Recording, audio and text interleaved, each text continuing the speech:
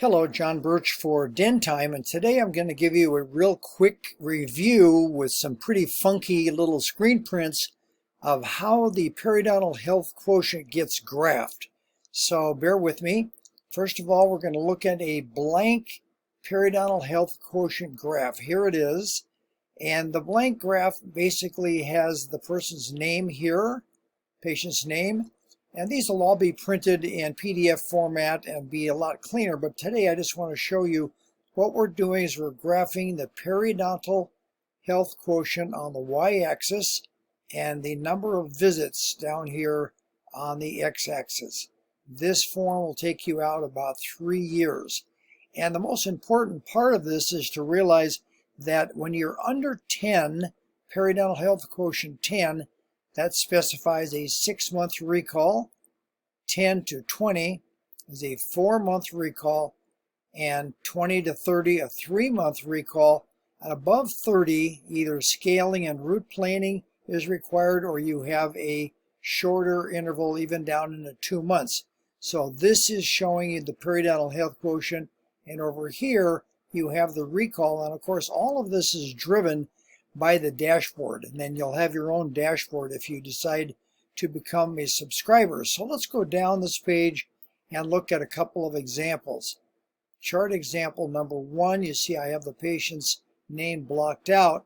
Here's a patient who actually started out way up here, a lot of bleeding and all that, and they were thinking about having scaling and root planing, but what we did is we put them on a very short-term interval, and they went through some personal changes, and look what he did. He got himself from 30 down to basically 5, and then the next visit 5 again.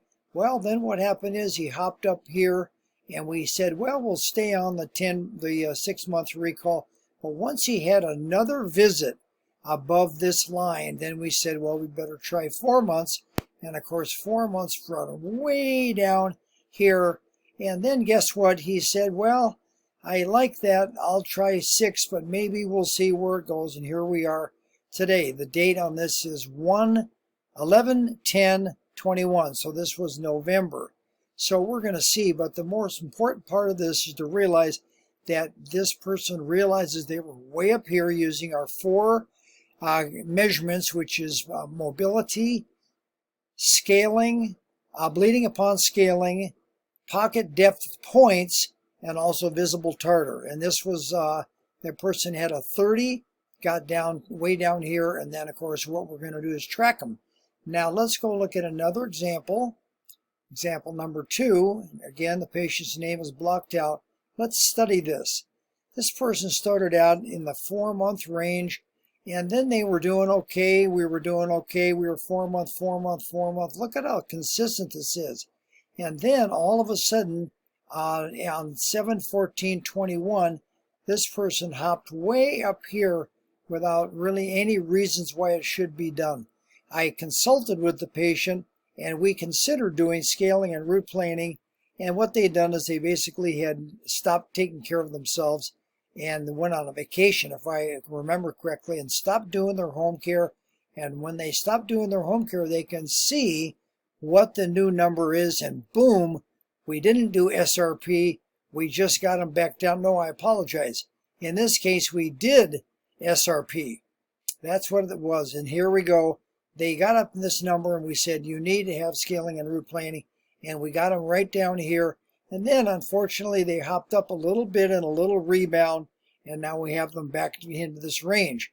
So you can use the scaling, the periodontal health quotient and the dashboard to monitor, to see changes, to recommend treatments, and then to monitor and track the consistency of that treatment. All right, and you'll get the hang of this, and people will love it. Let's look at case number 3. Here's somebody who was hanging out right about here at the periodontal health quotient of 30, and they said, well, I'm going to work on it and see what I can do. I don't want to have scaling and root planing. So this person has a resistance to SRP. They just don't want to do it. So we got them down here. If I remember correctly, this gal was coming in on a 2-month basis. And no matter what we did, she couldn't manage it. So up we went here, up we went here. Pretty soon, because of the tremendous amount of bleeding that she had and a lot of tartar, and now she said, oh my gosh, I said, you're going to have to take care of this. No, no, no, I want to try to do it. She was averse to SRP. We got her back down here. She really worked. Then we got her down here. She said, okay, and this lady, if I recall, wanted a 2-month recall. We're doing okay. And finally, when it wasn't, we got up here again, she said, all right, I'll come in on a 1-month recall. 1-month recall brought her down here. So you can demonstrate, we have other charts, how the exponential curve that causes people, when they lengthen the recall, it's not just linear, it's exponential. So she got herself back down here under 20%, and she still said, I'm going to try a 2-month recall here, and at the 2-month recall, we got her down here. This patient has now said, I'm a 2-monther. So you can see in this case that somebody that was having trouble tried to manage it personally. They could see where this was not going to work. They got down, did a pretty good job, up it went again. And what we have is, in this case, an example of somebody who's going to come 6 times a year. This person over here was coming every 6 months. We tried to manage it. It didn't work. Got way up here. They can see they tried again. It went up here. And she now is dedicated to come every 2 months. She wants it. And what that does is put a ton of extra business through your hygiene department, which isn't the reason for doing it, but it's the consequence of helping people try to manage their mouths and become more periodontally healthy.